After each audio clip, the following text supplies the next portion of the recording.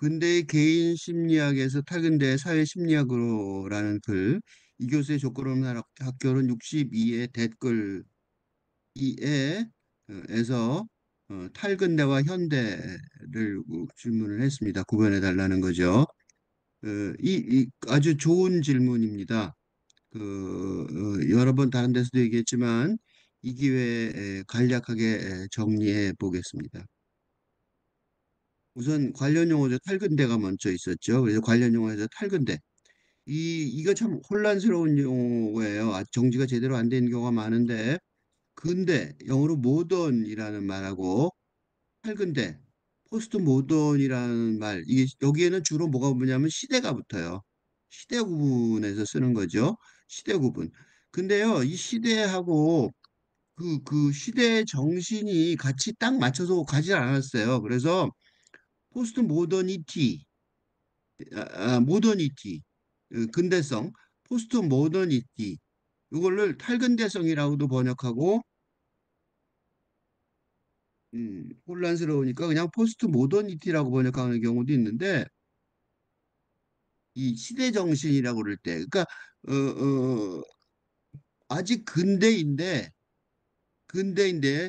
탈근대가 계속 탈근대가 탈근대의 정상이 시작된 경우가 있어서 그래요. 그것 중에 하나가 뭐냐면 모더니즘이라는 것하고 포스트 모더니즘이라는 게 있는데 이게 둘 다 예술 운동이에요. 예술 운동인데 포스트 모더니즘하고 그 모더니즘하고의 차이점은 모더니즘은 소수의 19세기 말 1890년 1920년대 그때 시작된 거고 포스트 모더니즘은 1960년대에 시작 주로 그 시대에 뭐 벌어졌던 일인데 앞에서 얘기한 요 두 개, 1, 2, 3, 4를 구별하는 좋은 방법이 돼요. 모더니즘이. 예를 들면 모더니즘 같은 것만 설명을 해보면 그러니까 아직은 근대 시대, 근대의 전성기였어요. 그 전성기였는데, 응? 그 근대 시대였죠. 그 근대 시대의 전성기였단 말이죠. 1920년은요, 제국주의, 대영 제국, 그 제국주의, 식민 제국주의가 가장 신나던 시대였단 말이죠. 식민 제국주의라는 그 근대 시대의 전성기였는데 소수 예술가들이 그러니까 T.S. 엘리ot이나 내가 좋아하는 사람이 내가 연구하는 사람이 두 사람이 이 사람이라서 T.S. 엘리ot과 조셉 콘라드 등 어, 어, 이런 이 선구적인 예술가들이 등이 이게 전성기인데도 불구하고 예를 들면 넬리웃은 뭐라 그랬냐면 황무지라고 불렀단 말이에요. 시에 황무지라는 시가 이게 노벨상을 받게 한 거의 그 시인데 이 황무지라고 말했는데 이 황무지가 어딜 말하냐면요. 유럽을 말해요. 유럽을. 가장 전성기인데 어떻게 황무지냐고. 조세 콘라드의 대표작은 내가 맨날 들은 것이 어둠의 핵심이에요. 근데 어둠의 핵심이 어디냐면 어둠이라는 건 밝은 거에 계몽주의는 밝은 거죠. 그러니까 어둠의 핵심은 가장 어두운 곳인데 이 어둠의 핵심은 어디를 말하느냐면요. 식민지 콩고를 말하는 게 아니라 그 영국 런던 대영 제국의 수도인 런던을 말해요. 그러니까 이 사람들은 밝은대성, 응? 포스트 모더니티 이를 어떻게 했어요? 감강한 거죠.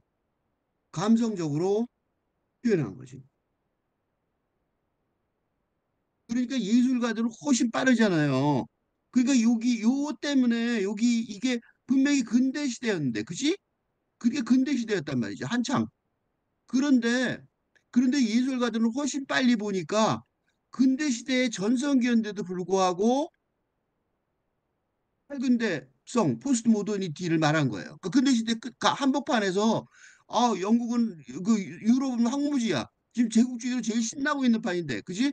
그다음에 영국의 런던은 어둠의 한복판이야, 어둠의 핵심이야. 이렇게 말했단 말이에요. 이게 말이 되냐고요, 그지? 이거 예술가들이니까 말할 수 있는 거란 말이야. 이렇게. 그래서 이 위에 있는 이 얘기들이 굉장히 중요해지는 거예요. 그 부분이. 물론 포스트 모더니즘도 마찬가지예요. 아직도 아직도 생각해 보세요. 군대, 국가, 학교, 가족 등 근대 시대가 끝나지 않았어요. 그냥 왕성하죠. 왕성하게 힘을 발휘하는데 응? 1960년대의 학생운동, 그지? 우리나라에도 여러 군데 있었죠. 등에서도 나타난 이 힘, 이 그 반항의 힘은 뭐를 말할 수 있어요? 그 모더니즘에서 시작된 시작된 그 탈근대성이 그지? 포스트 모더니티가 어? 뭐예요? 대중화, 지식인 사회에서 적어도 지식인 사회에서 대중화 되었음을 알 수 있어요. 여기서도 뭐 근대와 탈근대성이 나오죠? 그치? 그렇단 말이에요. 그러니까 지금도 마찬가지 상황이에요. 그러니까 근대 시대가 아직 왕성하게 힘을 발휘하는데도 불구하고 아직도 힘을 발휘하는데도 불구하고 이 탈근대성 포스트 모더니티가 지식인 사회에서 대중화됐단 말이죠. 그러니까 엘리ot과 그 콘라드들이 지금도 굉장히 중요한 사람인 이유가 여기에 있어요. 이렇게 구별할 수 있어요. 근데 이제 문제가 뭐냐? 그럼 어떻게 돼요? 근대와 탈근대가 어디에 돼 있는지 시대 구분 자체가 모호하죠. 이게 때문에 혼란이 있는 거예요. 그러니까 아직 그러니까 한 시대가 끝나고 다른 시대가 딱 왔으면 괜찮을 텐데 지금 이게 굉장히 모호하단 말이에요. 이게 혼란의 원인인데 그래서 이 학자들도 견해가 달라요. 그래서 어떠냐면 탈근대란 말은 그 하버마스 같은 대표적인 학자들은 근대가 아직 안 끝났고 외려 완성되어 가는 단계에 있다고 주장할 수도 있어요. 어떻게 보면 그렇죠. 탈근대라고 그러지만 일면 그 근대의 그 문제점을 해결하면 완성의 형태로 유토피아 같은 게 이루어질 수 있다고 생각할 수도 있잖아요. 그지? 그래서 이거는요. 그리고 학교, 병원, 군대, 국가 등 근대적 기관들 대부분이 지지하겠죠. 그 기관들은 다 이 근대가 없어졌다고 생각하면 자기네들도 없어지는 거니까. 그지? 근데 과학자들도 그렇고요. 그치? 과학자들 그렇답니다. 근데 과학자들. 근데 과학자들이라고 그러지만 그건 과학자들 전부를 말하는 거죠. 그치?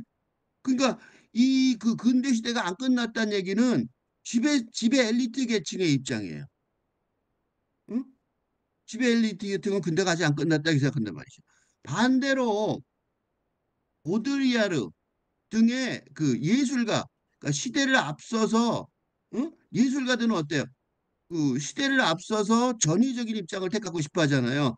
그런 예술가들은 뭐라고 생각하고 싶냐면 그 아직 대세를 점유하지 못하고 그다음에 새로운 명식이 공인되지 않아 그저 탈근대라고 임시로 부르고 있지만 뭐다? 근대는 이미 폐기 처분했어야 된다.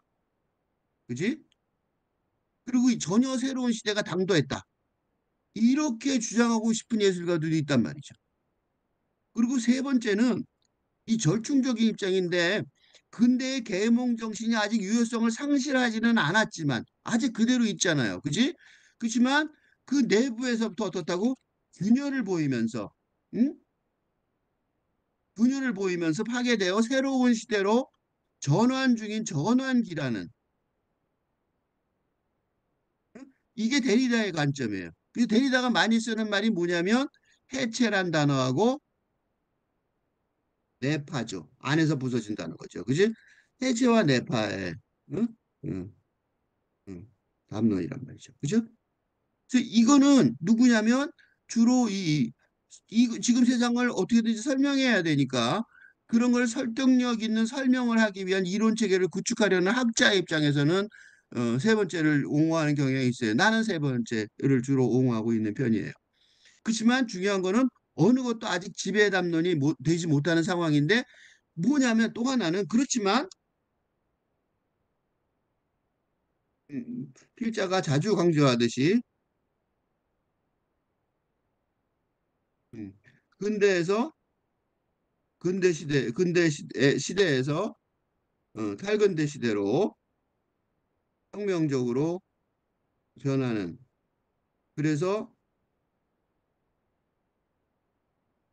근대 제도가 기후 재앙 등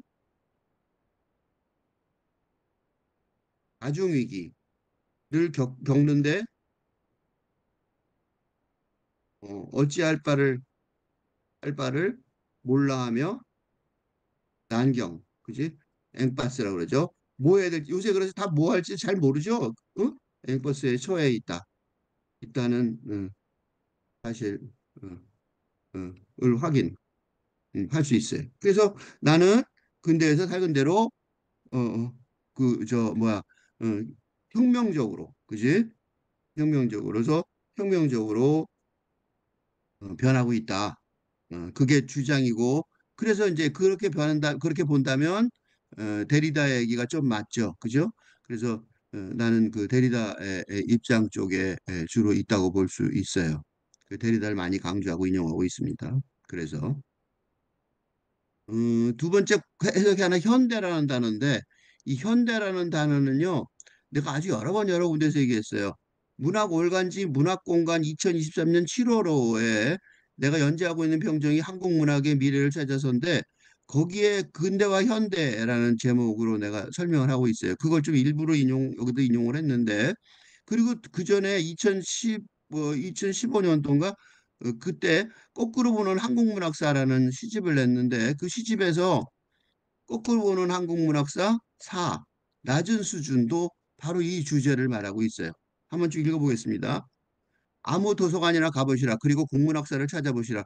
그러면 기가 막힌 사실을 알게 된다. 1910년대 이후에 한국문학사를 논하는 서적들, 국어국문학과에 내노라 하는 석학들이 써놓은 서적들, 그 책들의 제목만 보시라. 주눅이 들어 그 책들을 어떻게 다 읽을까 걱정하지 마시고 그냥 그 책들의 제목만 눈여겨보시라. 근대문학사, 그런데 현대문학사, 그리고 근현대문학사. 어떤 시대를 말하면서 이 꼴이라고. 그러니까 역사의 제목도 안 정해져 있는 게 이게 소위 한국문학의 현실이다. 1910년대 이후의 한국문학의 성격이 근대인지 현대인지 아니면 근현대인지 아무도 모르는 게 현실이다.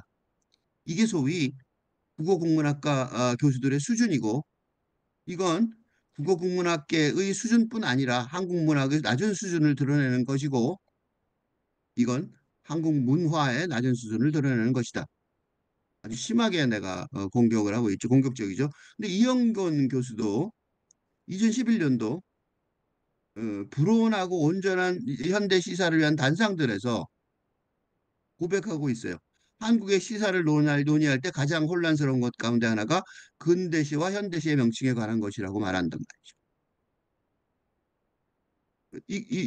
여러 군데 있는데 이영근 교수의 말만 인용하는 거예요. 문제는 아직까지도 문학사가나 시연구자들이 최소한의 대략적 합의조차 이루어내지 못하고 있다는 점이다. 시중에 나가는 문학사를 보면 근대 문학사의 명칭으로 1980년대까지 문학을 포괄하는가 하면 현대문학사의 명칭으로 1980년대 문학까지 포괄하는 경우가 빌비재다. 같은 건데 이러한 현실은 한국 현대 시사 연구가 초보 단계에 머물러 있다는 사실을 말해준다. 물론 문학 용어의 개념이나 범주 설정은 문학 사관과도 얽혀 있는 복잡한 문제지만 적어도 교육 현장에라도 통일된 용어가 시급히 요청되는 건 분명하다. 이게 아직도 해결이 안 돼서 어떤 줄 아세요? 이 근대와 현대의 시대 구분이 모호하단 말이에요. 그래서 무슨 일이 벌어졌냐면 이건희 기증품이 굉장히 많죠. 그 중에 이제 그 송현동 미술관이 그 저 서울시내 그 광화문 송현동 미술관을 만드는데 미술계에서는 근대 미술관으로 하자, 라고 주장을 하고 있어요. 현대 미술관이 있으니까. 근데 그거에 대해서 그 반대하는 쪽도 있고 막 싸움이 벌어지니까 일종의 권력 투쟁이 벌어지고 있는 거예요. 그래서 송현동 미술관이요 아직 가칭이에요. 제목이 없어요. 지금 지으려고 하고 있는데 그것뿐만 아니에요. 문재인 정부 당시에 그 건국 100주년이라는 기념하는 그런 일이 벌어졌어요. 근데 이 건국 100주년이 되려면 1919년 그죠? 상해 임시정부 수립을 기준으로 하면 100주년이 되잖아요. 그치? 그런데 이게 좌파 쪽이죠. 우파에서는 1948년 이승만 대통령이 그 대한민국 정부 수립을 기준으로 할 것인지 정치권에서 시비가 붙었고 그리고 그것뿐만 아니라 역사학계에서 큰 논란이 있었어요. 그 역사학계에서도 정확히 확실하지 않은 거죠. 그러니까 내가 말하는 한국 근대 국가 성립에 대한 의견조차 어? 한국 문화계에서 수준 높은 토론에 뒤이은 합의가 이루어지지 않았으니 분명한 거잖아요. 그죠? 내가 그렇게 비판할 수 있잖아. 그죠? 아직도 여전히 그래요. 이렇게 내가 심하게 깠는데도 소위 쉬운 말로 하자면요. 이거는 되게 웃기는 말이에요. 우리나라는 언제 만들어졌어요? 라는 아동의 질문에 어른들이 대답할 수 없는 상황이라고. 그죠? 근현대라는 용어가 어? 근현대라는 기가 막 이상한 용어가 한국 문학에 만연한 건 한국에서 이 현대라는 용어 부르는 현대라고 부르는 소구 모더니즘 수입 운동의 수입을 반영하는 근대 이후인 시대인 탈근대가 근대 시대가 완전히 도래하기도 전에 나타났기 때문에 그래요. 그 두 개가 동시에 나타난 거예요. 대표적인 사람이 이상해요. 그래서 근대 이후의 시대를 말하는 탈근대. 그리고 현대 이게 뚜렷한 구분 없이 혼용하여 왔던 거죠. 정확한 질문을 하셨어요. 현대라는 용어 자체가 또 혼란스러워요. 현대라는 용어가 왜 혼란스럽냐면 현대라는 용어는요, 이 당대, 컨템퍼러리라는 의미가 있어요. 현대 지금. 근데 근대와 구분되는 현대라는 단어가 영어에는 없어요. 한국말이에요. 쉽게 말하면. 응? 현대라는 재벌도 있죠. 근데 없다고 영어에는. 그러니까 현대가 어떻게 써요? HYUNDAI잖아요. 개념의 모호함을 완벽하게 해결하지 못한 상태임에도 한국 역사 기술에서 근대란 용어가 용어와 함께 현대란 용어가 통용되고 있는 거죠. 뭔지 잘못을 쓰고 있다고 말할 수 있어요. 왜 그거를 좀 문학사적으로 보면 시설을 보면 서구 모더니즘의 출발점이 되는 1920년대 이미지즘. 우리나라 시는 이미지즘이 큰 역할을 했죠. 정지용이니 서정시라고 하는 거 다 이미지즘이에요. 그러니까 우리나라 시의 주류가 한국 시인들 90%가 넘는 동이 서정 시인들인데 이는 이의 모태가 되는. 그러니까 그 시작점이 말하는 시인들 우리가 아는 시인들 있죠. 거의 대부분 서정 시인들이라고 볼 수 있어요. 그 시는 서정 시다라고 주장하는 경우가 많아요. 한국에서는 다른 나라는 절대 통하지 않는 말인데 우리는 그게 대다수니까 그 정도란 말이죠. 근데 그 이미지즘이라는 게요. 이 이미지즘이 모더니즘 시의 모더니즘 뭐예요? 할근대성, 어? 포스트 모더니티. 근대가 아니라고. 아까 위에서 그래서 본 거예요. 그 모더니즘이라는 건 탈근대성이라고. 이 이미지즘의 이론적인 측면, 우리나라에 이게 이론까지 들어왔어요. 그 1930년대 한국에 도입이 된단 말이죠. 그러니까 웃기는 게 고전 문학, 그 이조 시대, 응? 시조를 중심으로 한, 응? 시로 따지면 그전에는 이 시조를 읽었단 말이죠. 그 시조를 봤다는 거예요. 그러니까 이 고전 문학, 이조 시대의 고전 문학 이후에 이제 근대 문학이 시작되는 지점인데, 그죠? 그러니까 그때는 한문시죠.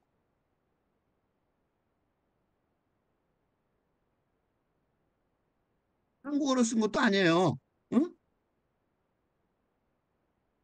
그 고전 문학 이후에 한국 근대 문학이 본격적으로 시작되는 순간에 우리는 이미지즘으로 시작했다고.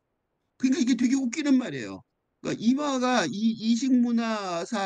이식문화론에서 이식문화사라고 자각할 정도로 우리나라는 사실 문학이 외국에서 온 거잖아요. 그치? 그러니까 서구 문학을 이입하면서 시작된 건 맞단 말이죠. 그것도 서구 문학을 직접 이입한 것도 아니고 어떻게 해요? 일본을 통해서. 일본을 통해서. 그치? 중개상을 통해서 들어온 거예요. 그렇게 들어왔는데 한국 사람들이 맹랑하잖아요. 그걸 얌전히 받아들였으면 좋을 텐데 그렇게 안 했어요. 그러니까 근대 문학에서는 무슨 일이 벌어지냐면 르네상스에서 시작돼서 자연스럽게 낭만주의까지 이어진 서구의 근대 문학이 하나 있었단 말이에요. 이게 근대 문학이라고 소위 그러는데 이게 있는데 그것과 다른 응? 탈근대성의 시작인 이미 모더니즘의 영향을 받은 경향이 어떻게 되냐면 동시에 뚜렷하게 전개되면서 그러니까 어떻게 돼요? 요거를 근대 문학이라고 말할 수 있는, 응? 근대 문학이라는 게 있는데, 그지? 서정시고 뭐 그런 근대 문학이 있는데, 그죠? 청록파 이거 다 근대 문학이란 말이에요. 정지용 뭐 이거 다 근대 문학이란 말이에요. 그런데 우리한테는 또 뭐가 있냐면 이런 모더니즘, 그러니까 정지용이 그 시들도 봐도요, 그게 모더니즘 이미지즘의 세례를 받은 정지용 이나 그지? 초현실주의 그러니까 이미지즘하고 같은 다다와 초현실주의 등 빨간대성의 문학의 상징인 을, 을, 응? 수용하고 발현한 이상전. 이상이 그랬잖아요. 왜 우리 이렇게 듣냐, 이걸 못 알아듣냐 이러고 투덜댔잖아요. 그때 있었다고 진짜로. 그리고 그게 그리고 이게 어떻게 되냐면 이게 한국 문학의 어떻게 보면 지금 현재 핵심적인 세력이 돼 있단 말이죠. 현대시. 그지? 현대시라는 현대시학. 그지? 그지? 현대시학. 현대시 또는 또는 현대시학 또는 현대문학 등 응? 현재 주요 문학 전문지의 이름들인 것처럼. 그러니까 이름들도요. 이게 현재 이게 이름이란 말이에요. 이게 얼마나 중요하다는 걸 알 수 있는 거죠. 그죠? 그러니까 근대문학 얌전하게 낭만주의 시 이런 거 별로 안 좋아한다고 한국 사람들. 웃기죠? 그러니까 동시에 뚜렷하게 전개되는 거죠. 동시에.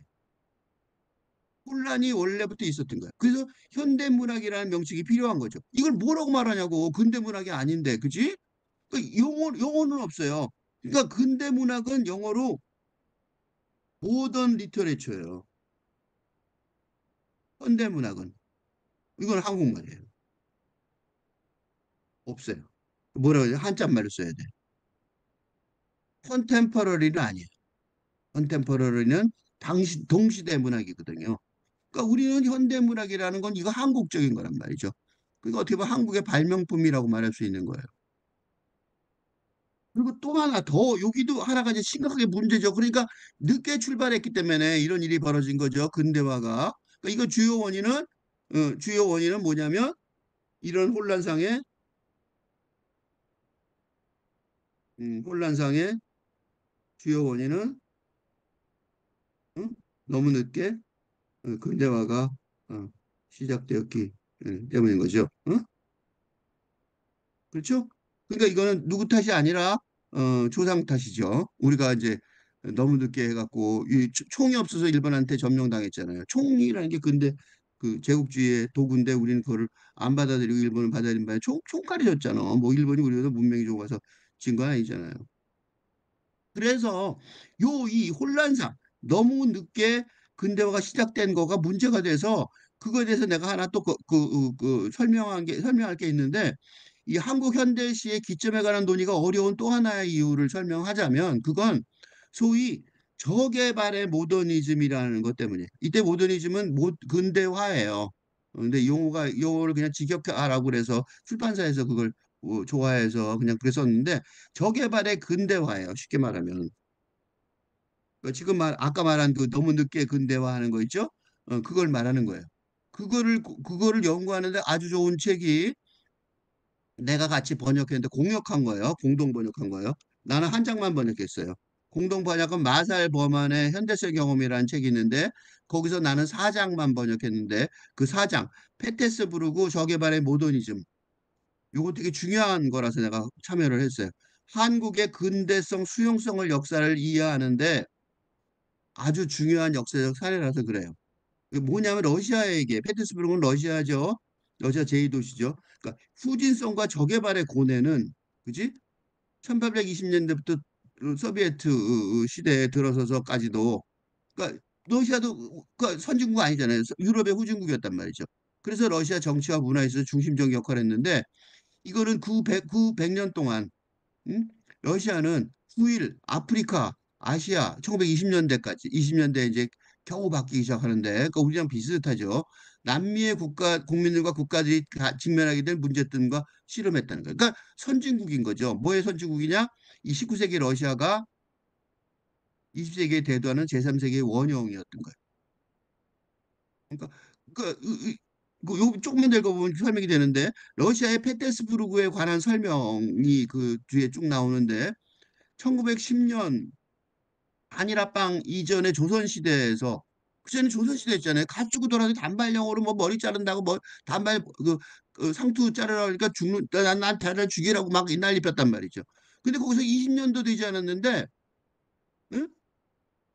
상투 자르면 난 죽겠어요. 이랬다가 20년도 안 됐는데 느닷없이 근대화된 경성의 거리에 있게 된 거예요. 응? 카페도 있고 뭐 커피도 있고 뭐 그치? 이상이 뭐라고 했어요? 이상이 권태를 시작하면서 뭐라고 했어요? 이상의 시필 권태의 첫 부분에서 MJB 커피 커피가 어, 그립다고 말하죠. 언제부터 커피 마셨다고 그치? 그죠? 언제부터 커피 마셨다고 그치? 근데 권태가 나는 이유가 도시에 너무 물들어갖고 시골에 가 있으니까 권태스럽다 이 얘기예요. 그리고 그 첫 부분이 뭐냐면 커피 그리워 이거예요. 우리도 그러잖아. 그죠? 그렇게 그 지식인의 입장하고 에 똑같이 대입될 수 있어요. 이 러시아의 분위기가. 그 뭐 하나만 그 부분을 하나만 읽어보면 내가 번역한 부분 중에 하나인데 상류층의 경우 돈 많은 사람들의 경우는 어떻게 하겠어요? 서구 소비재의 풍요로움을 즐기는데 열심이었던 거죠. 그지? 뭐 진짜 돈 쓸만한 게 많았겠죠. 그지? 신났단 말이죠. 그런데 현대 소비 경제를 가능하게 되는 생산력의 서구적 발전을 지향하여 일하려고는 하지 않은 거죠. 그죠? 일한다는 게 뭔지를 모르는 거예요. 근대라는 게 일에서 나오는 건데 그건 알 수가 없는 거죠. 그지? 그래서 이 네프스키는 이 페테스부르크 자체가 인공도시죠. 그러니까 황제가 명령해서 늪지에 인공적으로 만든 그래서 지금 러시아의 제2도시죠.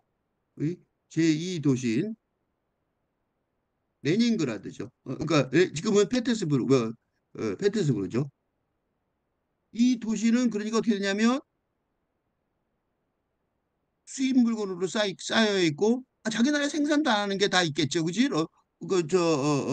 그 귀족들이 사니까 귀족들 보고 다 와서 살라 그러고 그러니까 곧 가보면 멋있어요. 네프스키는 그 도로예요. 그러니까 말하자면 명동거리, 샹젤리제 거리 같은 거예요. 그렇게 샹젤리제 거리처럼 만들어 이렇게 된 거죠.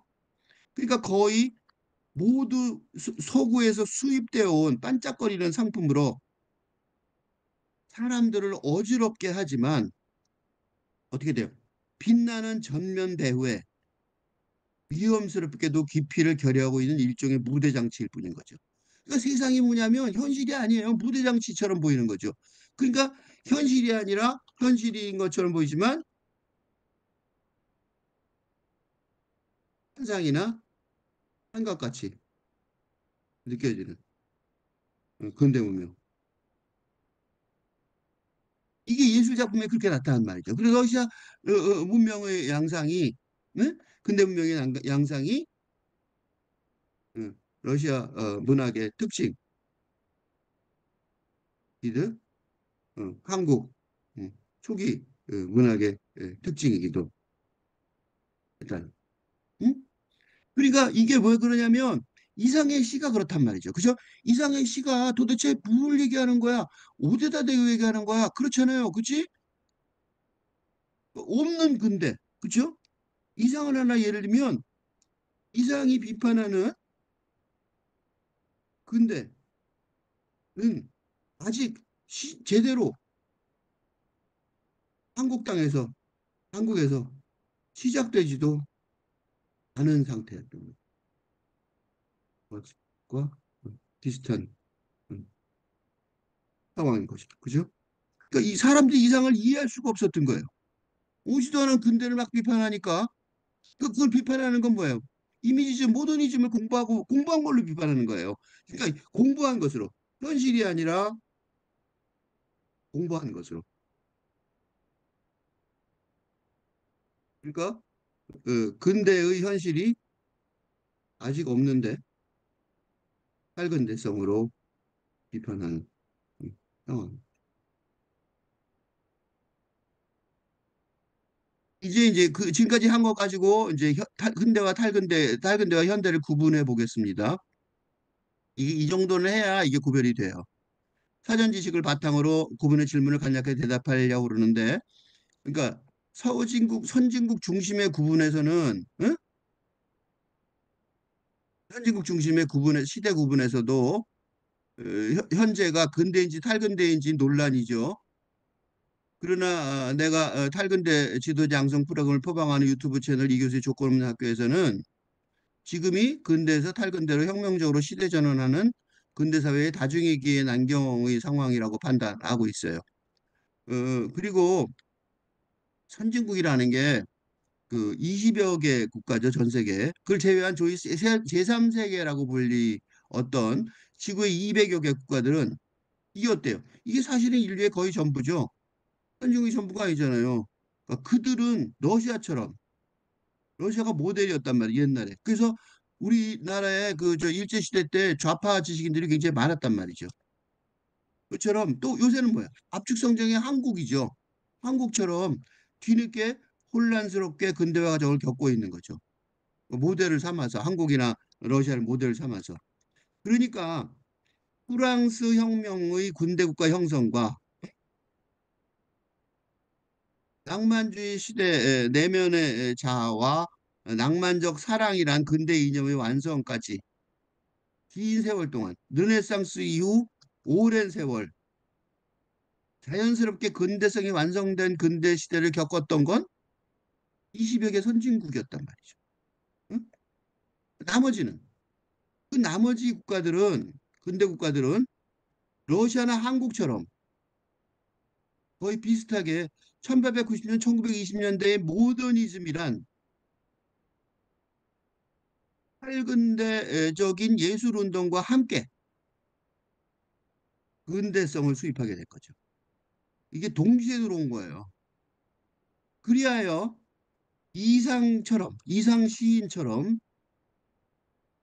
근대 사회를 김기림도 있어요. 그 이상을 누가 지지했냐면 김기림 평론가의 지지를 받은 김기림이 굉장히 중요한 사람이죠. 평론계에서 우리 한국의 평론계에서 영문학자였는데 그 김기림의 지지를 받단 말이죠. 그래서 이 이론이 내가 처음 만든 게 아니야. 김기림이 이미 얘기한 비슷한 얘기를 한 적이 있어요. 그러니까 지금 내가 처음으로 뭐 밑도 끝도 없이 말하는 게 아니에요. 김기림 평론을 좀 찾아보시면 내 얘기가 비슷하게 거기도 있었구나. 이미 1930년대 이미 알고 있었다고 모르고 한 거 아니에요. 그러니까 근대 사회를 시작하면서 그렇지만 근대 사회 끝나는 것도 보이니까 근대 사회를 시작하면서 거의 동시에 그러니까 모르고 몰라서 바보짓 한 게 아니란 말이죠. 거의 동시에 근대성을 근본적으로 비판하는 탈근대성의 성향. 그리고 어떻게 돼요? 그래서 현대라는 전혀 다른 용어를 사용해서 자신의 근대 역사를 해석하고 이해하고 설명하려고 노력하는 상황이었단 말이죠. 이게 근대사 논쟁이 곳곳에서 벌어진 이유예요. 이런 사실을 정확하게 알면 그게 단순하게 지금이 근대인지 탈근대인지 뭐 국가가 몇 년부터 시작됐는지 이런 바보 같은 소리는 안 할 거란 말이죠. 이렇게 복잡한데 너무 단순하게 생각하니까 그런 거예요. 그러니까 요거까지는 이거는 근데 하나의 지금 쭉 얘기한 거는 서구적인 근대화를 추종한다는 부정적이고 소극적인 관점에서 설명한 거죠. 서구적인 근대화가 앞서 있고 우리 쫓아간다 이거지. 근데 사실은 이거 좋게 볼 수 있어요. 긍정적이고 적극적인 관점에서 이 사태를 더 주목할 수가 있어요. 응? 그러니까 지금 왜 그래요?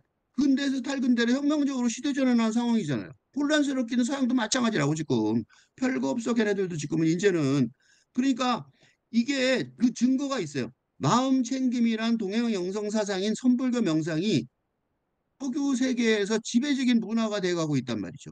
진짜예요. 그래서 논문들이 마음 챙김 얘기가 꼭 나와요. 중요한 내용이 된 거죠. 또 하나는 한류라는 한국 문화가 전 세계에 큰 영향을 행사하는 이유라고 이 혼란스러움이 우리 한국이 먼저 겪어내고 그거를 선배들처럼 이렇게 복잡하게 겪어내는 바람에 한류가 전 세계에 영향을 주는 이유라고 생각을 합니다. 이거 복잡하게 이거 하나하나 이거 한 말 한 말 설명하려면 어마어마한 설명이 필요하지만 그래도 큰 줄거리를 말하면 이렇습니다.